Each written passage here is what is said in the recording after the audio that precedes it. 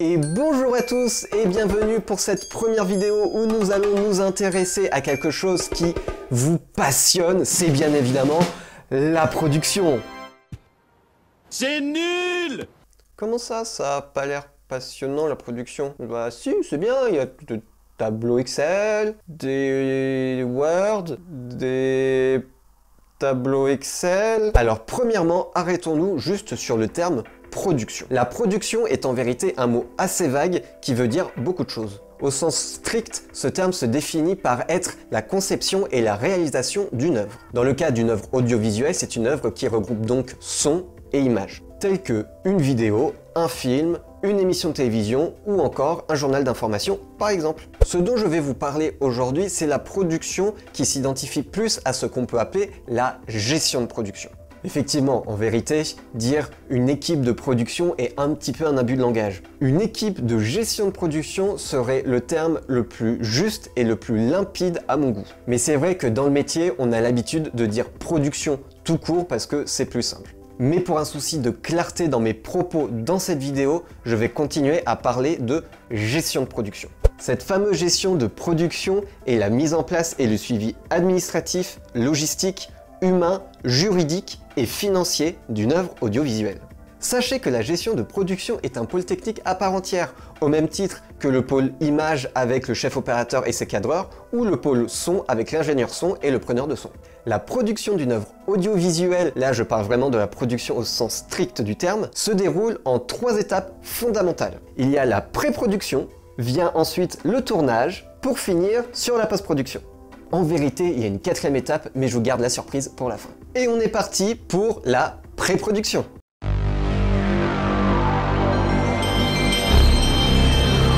On est qu'au début, j'ai déjà soif.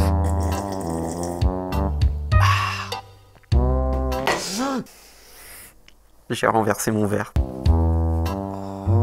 Ah, puis pas un petit peu. Là. Oh mais oh! Continue.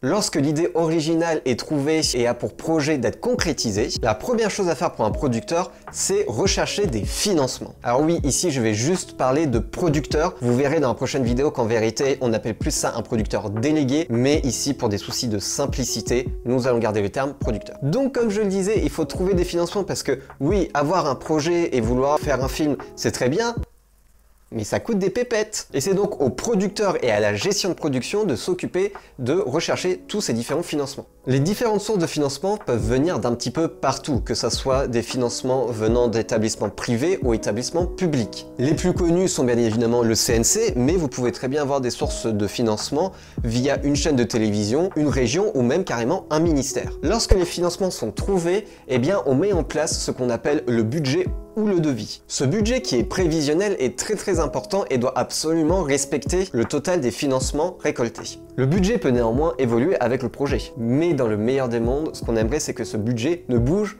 pas. Quelque chose aussi de très important, c'est la cession des droits d'auteur. En effet, pour que le projet débute, il faut que l'auteur, ça peut être un réalisateur, un scénariste, eh bien cette personne doit signer une cession de droits d'auteur à la société de production qui va produire cette œuvre. Alors calmez-vous, hein, l'auteur à ce moment-là n'est pas en train de vendre son âme au diable. Pour faire simple, juste il va céder l'exploitation des droits patrimoniaux à la société de production. En contrepartie, la société de production va devoir reverser un salaire qui est proportionnel aux recettes de l'œuvre. Dans tous les cas, l'auteur garde les droits moraux. Ensuite, dans la pré-production vient une étape très importante puisqu'on arrive dans l'étape du recrutement. Et bah oui, il faut bien commencer à recruter à la fois des gens de l'équipe technique, des gens de l'équipe de gestion de production et bien évidemment des gens de l'équipe artistique. Alors par le recrutement de l'équipe artistique, j'entends bien évidemment les acteurs. Et donc c'est ce qu'on appelle, et ce que vous devez sûrement connaître, les castings. Alors les castings peuvent être gérés de plusieurs manières. Soit on recrute quelqu'un qui va spécifiquement s'occuper des castings, c'est ce qu'on appelle un ou une directrice de casting, qui peut s'accompagner de différents assistants de casting, mais il est aussi possible que ça soit juste l'équipe de gestion de production qui s'occupe de ces différents castings et même qui des fois carrément y assiste. Qui dit recrutement dit aussi contrat de travail. Et oui, lorsque vous allez recruter une personne, vous allez devoir négocier et signer un contrat de travail. Et c'est déjà lors de ces négociations que le budget peut commencer à être modifié. Et on n'est qu'au début, Lorsque l'équipe est au complet ou quasiment au complet, on peut commencer commencer ce qu'on appelle les repérages. Effectivement, il est quand même assez important de devoir aller repérer les différents lieux de tournage ou alors de mettre en place et commencer la construction d'un décor. Dans le cas d'un décor, eh bien, il vous faut trouver les locaux afin de pouvoir mettre ces décors. Ces locaux, il faut donc les trouver, les louer. Enfin bref, ça demande déjà un petit peu de travail. Dans le cas d'un lieu de tournage, il faut ce qu'on appelle une autorisation ou une convention de tournage. Cette autorisation ou convention de tournage va permettre de déterminer la date de tournage, déterminer aussi le prix s'il y en a un de louer ce lieu entre guillemets. Et ça peut permettre aussi de prévoir des arrêtés municipaux. Je pense notamment lorsque vous devez filmer dans une rue, eh bien, faut que cette rue soit fermée et donc un arrêté municipal doit être mis en place. Une chose qui est extrêmement importante aussi dans la pré-production, ce sont les dépouillements. Alors, qu'est-ce que les dépouillements? Il y a deux types de dépouillements, le dépouillement par séquence et les dépouillements par décor. Pour le dépouillement par séquence, eh bien, pour chaque séquence, nous allons déterminer tous les moyens nécessaires, que ce soit des moyens humains ou des moyens matériels, pour cette séquence. Alors le dépouillement par décor c'est beaucoup plus simple, juste on trie les différentes séquences en fonction du décor. Lorsque ces dépouillements sont faits, il est temps de s'attaquer au plus gros du morceau après le budget, le plan de travail. J'ai déjà la migraine, rien que d'y penser. Parce que oui, le plan de travail c'est quelque chose de compliqué. Ça c'est compliqué.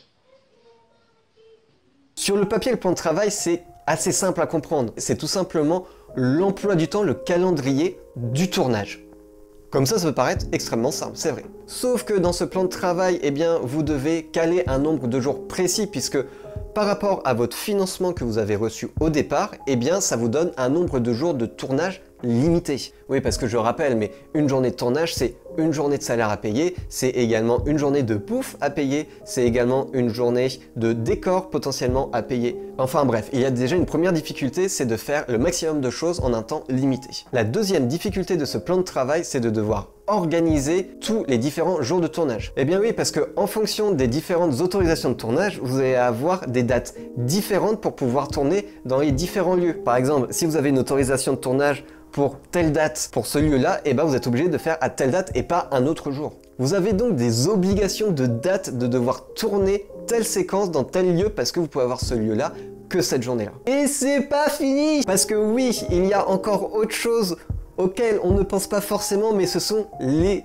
acteurs. Vous le savez peut-être, mais il y a beaucoup d'acteurs qui aiment bien faire différents films, enfin différentes productions en même temps. Ce qui fait que eux-mêmes ont un emploi du temps particulier et que quelquefois, eh bien, ils peuvent pas venir sur le tournage parce qu'ils ont autre chose à faire. Et ça commence à devenir un casse-tête, mais un casse-tête! Vous l'aurez compris, mais le plan de travail, c'est quelque chose de bien plus complexe qu'on peut ne le penser et il faut absolument le respecter pour des soucis financiers, mais aussi des soucis de droit du travail. Et oui, parce que je vous en ai pas parlé, mais bien évidemment, l'équipe technique, elle va pas pouvoir faire du 24/24, 7 jours sur 7. On peut pas faire des journées de 18 heures par exemple, c'est juste légalement pas possible. En plus de tout ce que je viens de vous dire, de ce qui se passe dans la pré-production, il y a aussi bien évidemment la location du matériel pour que l'équipe technique, dès le premier jour du tournage, ait tout ce qu'il faut. Il y a aussi la mise en place des assurances, toutes les déclarations qui doivent être faites à l'URSSAF, notamment lorsque vous recrutez des personnes. Enfin bref, la pré-production, c'est quelque chose de très complet et surtout de primordial. Effectivement, si votre pré-production est pas forcément très bien faite, voire carrément loupée,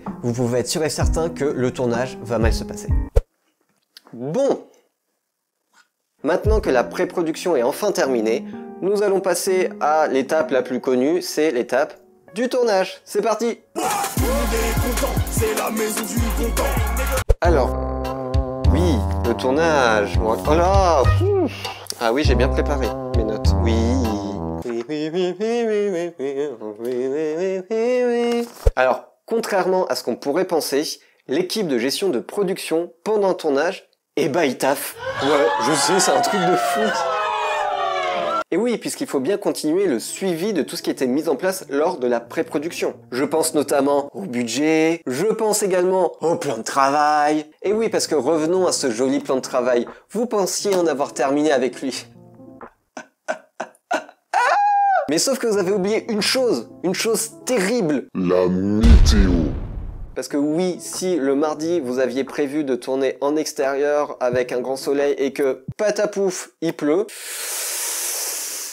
Il faut trouver une solution, il faut tout réorganiser. Plusieurs solutions s'offrent à l'équipe de gestion de production. Alors soit la météo arrive à être anticipée et du coup on échange juste avant 2 journées de tournage avec par exemple une journée qui doit se tourner en intérieur, soit c'était difficilement anticipable, voire pas du tout anticipable. Et du coup à ce moment-là il faut reporter la journée parce que oui, si vous décalez cette journée donc que vous ajoutez une journée en plus sur le plan de travail, bah le budget il risque de pas être très content. Parce que qui dit une journée en plus dit continue à payer les gens, dit une journée de logement en plus, dit également un casse-tête avec les acteurs pour voir s'ils sont disponibles. Enfin bref, c'est quelque chose que la production redoute énormément, c'est la météo. Donc comme je le disais au début, il y a aussi le suivi du budget, puisque il se peut que de temps en temps, il y ait des petites dépenses en trop, voilà. Je pense notamment à des dépenses d'imprévus, des dépenses venant d'un recrutement qui n'était pas prévu et qui arrive en plein milieu d'un tournage. Donc voilà, donc dans tous les cas, à tout moment, il peut y avoir des dépenses en plus. Cependant, si vous êtes un bon producteur, eh bien normalement, vous avez dû le prévoir dans votre budget. Et oui, puisque en vérité, quand on fait un budget, c'est un budget prévisionnel. Donc on prévoit ces différentes possibilités de dépenses en plus. Également, une chose assez importante lors du tournage, et en vérité très importante, c'est ce qu'on appelle les feuilles de service. L'équipe de gestion de production doit effectuer à la veille de chaque tournage une feuille de service qui doit envoyer à chaque personne de l'équipe technique du tournage. Cette feuille de service contient toutes les informations de la prochaine journée de travail et donc la journée de tournage. Comme information primordiale qui doit y être indiquée sur cette feuille de service, il y a la date, le lieu et les horaires de tournage. Il y est inscrit le nom et les coordonnées des chefs de chaque pôle. Il y a les différentes séquences qui vont être tournées, les différents acteurs qui seront sur le tournage, quelques informations venant de la régie. Il peut y avoir beaucoup d'informations, mais ce qui est extrêmement important à retenir, c'est que cette feuille de service est primordiale puisqu'elle est considérée comme un avenant au contrat de travail. Au-delà d'avoir un intérêt informatif, elle a surtout un intérêt juridique. Et qui dit temps de travail dit bien évidemment salaire. Vous l'attendez ça, hein? Ah ça, vous êtes content hein, quand vous recevez votre petite lettre de fiche de paie. Hein. Et donc c'est l'équipe de gestion de production qui s'occupe de toutes ces paies. Surtout qu'en plus, il est pas rare d'avoir des journées assez particulières, comme par exemple des journées avec des heures sup, ou encore des journées de nuit. Enfin du coup c'est plus des journées si c'est la nuit, enfin bon bref vous m'avez compris. Ou encore des journées de travail pendant le dimanche ou des jours fériés. Enfin bref, ce qu'on appelle l'administration de production est quelque chose de très complet, de très complexe et je vous ferai une vidéo en détail là-dessus, mais sachez qu'il y a un énorme travail là-dedans.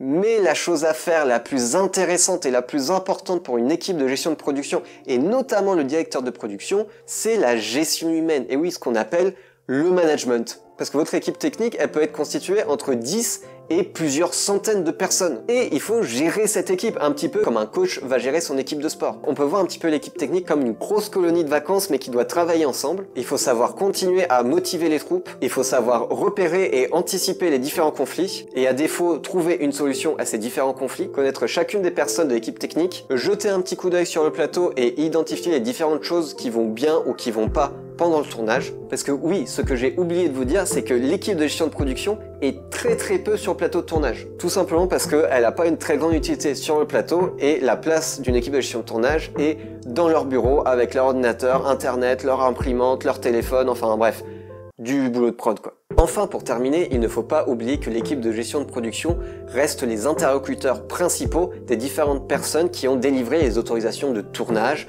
ou autres conventions. Il est donc primordial que l'équipe de gestion de production soit disponible pour ces personnes et continue à faire l'intermédiaire entre l'équipe de tournage et le reste, en fait. Ah, j'allais oublier, il y a une chose dont s'occupe l'équipe de gestion de production. Une chose primordiale. C'est là. Fête de fin de tournage, Ça y est, le tournage est terminé, tout est dans la boîte, tout a été envoyé au pôle montage et nous arrivons à la troisième étape, la post-production.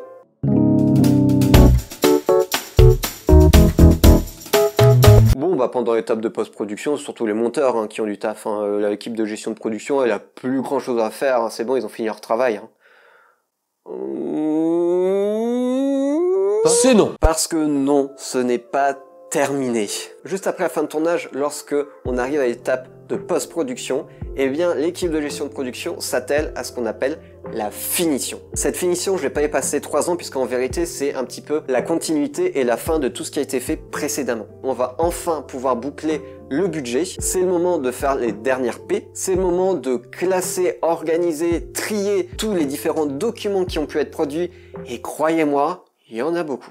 Pendant cette étape de finition, il y a d'ailleurs notamment la régie qui continue aussi de travailler. Pareil, je vous expliquerai plus tard dans d'autres vidéos ce qu'est la régie, surtout dans le cinéma. Qui, eux, vont s'occuper de ramener le matériel qui a été loué par exemple. Enfin voilà, le but de ces finitions lors de l'étape de post-production, c'est vraiment de boucler toute la gestion de production qui a été faite depuis le début afin de n'avoir aucun souci à la fois financier comme juridique.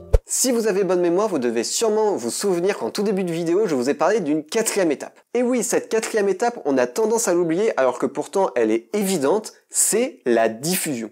Quelle diffusion? La diffusion. La diffusion. Ah, la diffusion. Ah, bah vous me dites la diffusion. La diffusion. La diffusion. Bah vous dites pourquoi vous dites la diffusion? Qu'est-ce que c'est? Non, la diffusion. C'est tout à fait différent. Très bien. En effet, c'est bien d'avoir son œuvre totalement finie, montée, tout beau, tout propre. Mais il faut bien qu'il y ait des gens qui le regardent. Il faut bien diffuser cette œuvre. Et à qui on fait appel pour s'occuper de tout ça?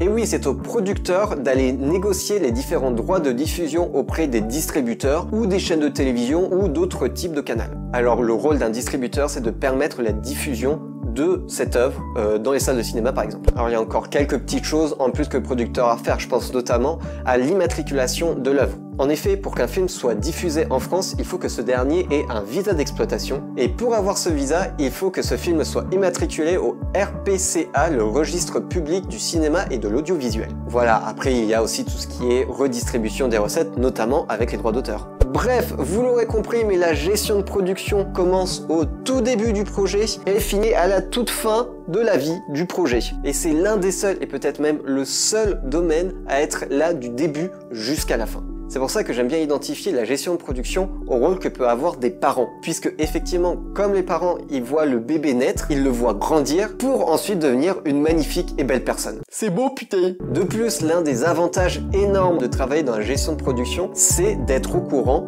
de tout. Je m'en suis rendu compte lorsque j'ai fait mon premier stage en tant qu'assistant de production. Eh bien, je me suis rendu compte que j'étais au courant de tout ce qui se passait, même ce qui se passait sur le plateau alors que je n'étais pas là. Parce que oui, c'est aussi au rôle de l'équipe de gestion de production d'être au courant de tout pour pouvoir anticiper le plus possible. Enfin voilà, c'est ainsi que s'achève cette vidéo sur le rôle de la production et donc de la gestion de production dans une œuvre audiovisuelle. J'ai essayé d'être le plus simple et le plus clair possible. J'espère vraiment vous avoir pu apprendre certaines choses. J'espère aussi avoir pu enlever certains clichés de ce milieu qu'est la gestion de production. Puisque oui, l'un des plus grands clichés en ce qui concerne la gestion de production, c'est...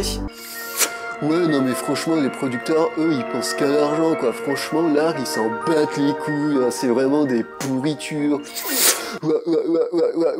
Alors qu'en vérité, c'est totalement faux et je peux vous assurer que énormément de personnes travaillant dans la gestion de production sont réellement passionnées par le cinéma, par la télévision et par l'art en général. Et que leur but, c'est de pouvoir justement gérer le mieux possible la partie à la fois financière, juridique, mais aussi humaine, afin que ça n'impacte pas l'aspect artistique du projet.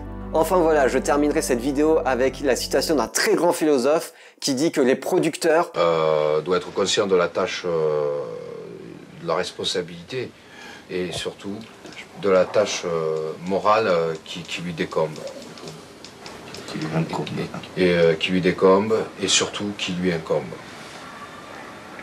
C'était Monsieur Prod et c'est coupé.